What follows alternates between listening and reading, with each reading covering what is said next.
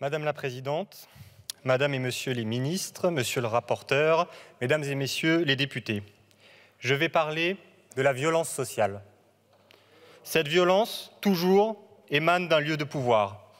Un groupe de personnes, bien habillées, faisant de belles phrases, se revendiquant du compromis, affirmant que leur action n'a d'autre but que d'éviter le chaos.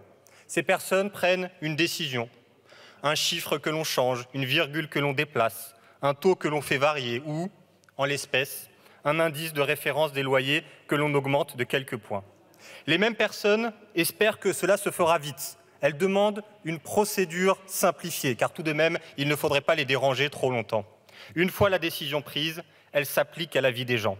Et c'est là que la violence sociale se déploie sans bruit. C'est Madame Dumont qui reçoit un courrier de son bailleur. Comme autorisé, votre loyer augmentera de 3,5% à compter du prochain trimestre. Cette augmentation s'ajoute à celle de l'année dernière. Elle s'ajoute à l'augmentation des prix au supermarché. Madame Dumont a une petite retraite. Alors, avant même d'avoir fini la lecture de son courrier, Madame Dumont a pris une décision. Dorénavant, elle sautera des repas pour pouvoir payer son loyer. Mais soyez rassurés, collègues macronistes, pas de vitrines brisées, pas de poubelles qui brûlent. Non, c'est juste la violence sociale qui s'exerce en silence. C'est Monsieur Traoré. Monsieur Traoré reçoit la visite d'un médiateur social pour lui dire que l'augmentation des loyers et des charges annoncées par le bailleur, il fallait la payer maintenant. Et puis, pour appuyer son propos, le médiateur a cru bon d'ajouter « Avec la loi Kasbarian, maintenant, on expulse Fissa ». Quand il a entendu ces mots, Monsieur Traoré a eu le cœur serré. Comment annoncer à sa femme et ses enfants qu'il n'avait pas les moyens de payer avec son petit salaire de livreur? Depuis, Monsieur Traoré n'arrive pas à se débarrasser de l'angoisse qui le réveille chaque nuit. Mais soyez rassurés, collègues macronistes, pas un mot plus haut que l'autre, pas de discours populiste. Non, non, non, c'est juste la violence sociale qui s'exerce en silence. L'histoire que je viens de raconter, c'est l'effet de la hausse générale des loyers que vous appelez de vos vœux. Je ne sais pas si ce soir nous arriverons à vous empêcher de nuire, mais nous ferons au moins une chose, nous pointerons du doigt votre responsabilité. Vous n'exercerez pas votre violence en silence. Soyons concrets, résumons cette proposition de loi. Une augmentation de l'IRL de 3,5% qui s'ajoute à une hausse identique l'année dernière. Vous avez le culot de présenter votre loi comme une mesure de protection des locataires. Protéger les locataires en étant responsable d'une hausse de loyer de plus de 7% en un an, il fallait l'oser. Cela représente plus de 500 € par an et par locataire en moyenne. Vous aggravez la course folle au renchérissement du logement. Depuis les années 60, la part du budget des Français consacrée au logement est passée de 10 à 30%.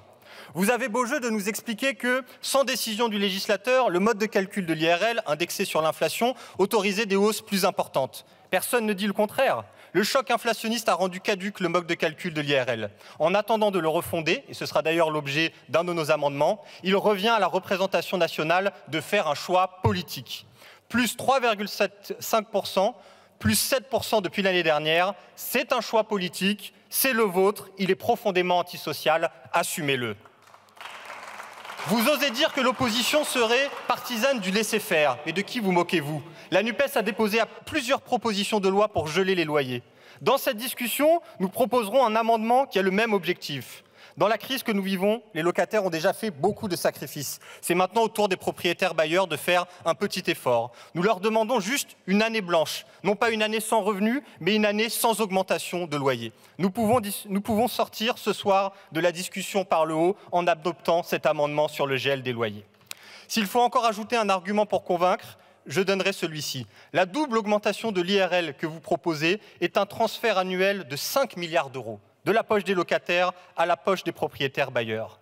Et la propriété lucrative dans notre pays est très concentrée. Ce transfert profitera à une minorité de personnes. Pour être précis, ce sont seulement 3,5% de la population qui profiteront de la moitié de cette manne financière de 5 milliards. Alors, pourquoi prenez-vous cette décision? Lorsque nous vous proposons d'indexer les salaires sur l'inflation pour protéger le pouvoir d'achat des travailleurs, vous dites non. Mais lorsque les multipropriétaires vous demandent d'augmenter les loyers pour protéger leur rente de l'inflation, vous dites oui. Pourquoi cette différence de traitement? En réalité, nous le savons. Vous ne défendez pas les classes populaires, les jeunes, les travailleurs, celles et ceux qui n'ont que leur force de travail pour vivre et qui représentent l'essentiel des locataires. Vous êtes le parti des héritiers, des rentiers, des riches qui constituent l'essentiel des multipropriétaires. Chers collègues, il y a en France 26 millions de locataires. Ils ne sont pas des sous-citoyens, ils ne sont pas la variable d'ajustement pour préserver la rente d'une poignée de nantis. Ils méritent d'être protégés. C'est l'objectif que nous nous donnons ce soir. Je vous remercie. Merci.